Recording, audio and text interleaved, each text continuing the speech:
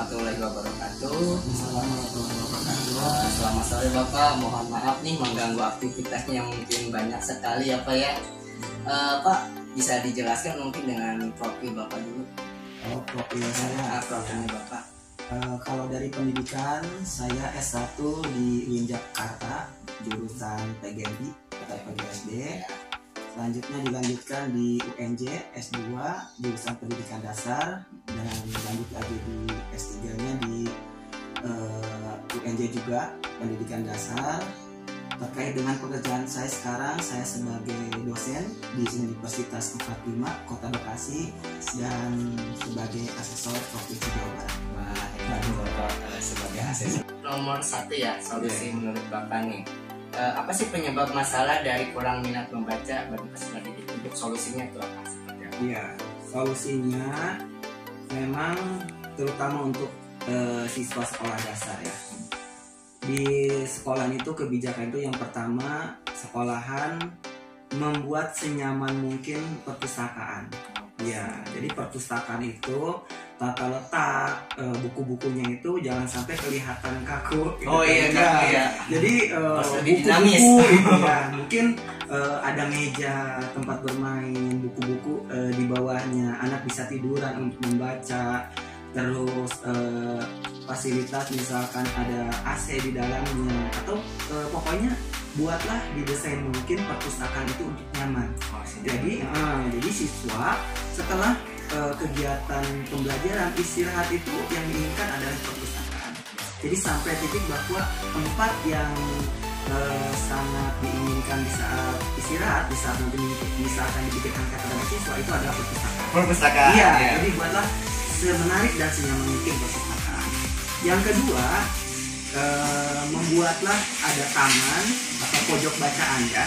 Jadi di setiap di taman itu tempat duduk-duduk, istirahat siswa melihat teman-teman yang mungkin bermain, itu diselipkan ada namanya buku-buku, ya kan, buku-buku. Ya, jadi pas dilihat itu adalah buku. Bisa juga di tempat-tempat strategis ya. Jadi tidak harus di taman misalkan, pokoknya tempat strategis atau di musola, tempat ibadah itu ada yang namanya yang ditempel tapi bisa mengambil buku. Nanti setelah membaca ditaruh. Itu yang kedua ya. Yang ketiga, membuat apa namanya kayak motor. Motor. Iya.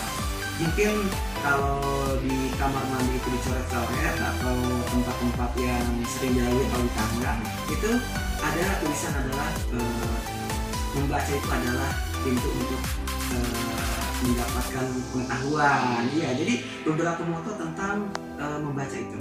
Motonya gitu ya. Jadi yang mindset anak ya, pola-pola. Jadi tanpa disadari membaca bahwa adalah itu adalah gudang ilmu. Membaca itu akan pengetahuan kita bertambah dengan bahasa-bahasa sederhana, itu akan menjadi sebuah pola pikir siswa agar memiliki keinginan untuk membaca itu seperti itu. Itu ya, jadi harus nyaman dulu, ya. Kemudian mindset sama moto ya. Lanjut Pak, yang kedua untuk motivasi belajar. Bagaimana solusinya yang terbaik? Motivasi belajar. Motivasi belajar. Ya, kembali ya guru. Jadi memang guru itu untuk sekarang itu tidak harus sebagai yang kebijakan ataupun di kelas itu hal yang dominan gitu. Itu jangan menunjukkan kedominanan seorang guru, tapi guru menempatkan sebagai fasilitator. Jadi kegiatan-kegiatan yang dilakukan itu bervariatif metode, terus cara strategi pembelajaran itu jangan monoton. Dalam artian buka buku kerjakan soal, tapi apa yang pembelajaran, cari strategi metode yang siswa itu ingin belajar itu. Jadi belajar itu menyenangkan. Dan buatlah itu belajar itu adalah seperti bermain. Ya. Jadi jangan sampai belajar itu belajar, tapi kesannya itu seperti bermain, tapi ada hal-hal pembelajaran yang tanpa disadari sebenarnya itu intinya. Ya, jadi menyenangkan ya. Berarti intinya berpusat pada peserta didik. Iya, karena apalagi SD ya Pak. SD itu kan anak itu aktif ya. Dia harus bergerak, tidak duduk dari pagi sampai pulang itu duduk, dia tidak. Tapi biarkan mereka misalkan membuat sebuah kelompok, bertukar, berpindah ke tempat yang lain, atau mengajarkan teman yang belum bisa. Itu sebuah akan menjadi daya tarik, sebuah kebanggaan sendiri dari siswa. Nah, nanti di akhir setiap pembelajaran itu guru menjelaskan atau mengevaluasi pembelajaran yang telah dilakukan. Refleksikan. Iya. Jadi yang dilakukan dulu itu adalah jangan menginginkan menjelaskan materi di awal, tapi biarkanlah eksplorasi dulu, siswa dulu untuk mencari, di akhir baru menjelaskan. Oh gitu ya. Jadi di akhir itu yang banyak memberi pengetahuan. Ya. Itu seperti itu Pak. Baik, yang lanjut yang ketiga nih.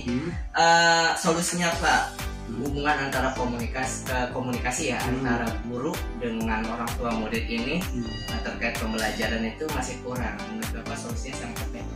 Ya, solusinya itu adalah karena kalau kita meminta banyak hal terhadap orang tua tidak bisa, apalagi kan karakteristik orang tua berbeda ya.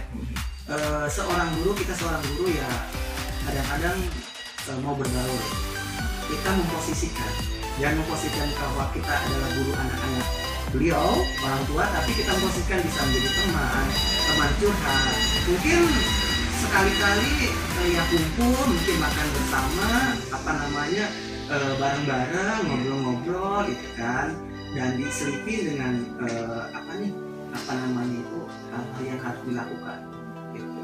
Jadi minta solusi pendapat dari orang tua gitu. Karena memang kalau untuk pertemuan kan sering ya orang tua diundang terkait tentang tahun ajaran baru, itu kan udah biasa. Tapi sekarang diubah polanya ya kan, misalkan yuk kita melakukan pertemuan, misalkan kita makan bareng-bareng pakai daun-daun ya. Iya, itu bisa. Itu menjadi kedekatan. Touching ya Pak. Iya, setelah dekat minta, Bu, kira-kira seperti apa nih? Ikut sertakan. Malah guru tidak akan merasa capek, ya kan? Karena ada peran orang tua. Jadi kalau kegiatan kadang tanpa diminta oleh guru, orang tua pun siap sedia kalau udah dekat itu. Ya.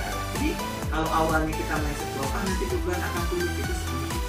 Deketin keinginan orang tua apa, kita nerima masukannya dan jadikan orang tua itu seperti teman. Ada kalanya teman, tapi ada posisi kita sebagai guru. Jadi fleksibel gitu kan. Pendekatan sama. Ya, baik, selanjutnya nih Pak yang keempat tentang pemanfaatan teknologi TIK dalam pembelajaran. Gimana solusinya?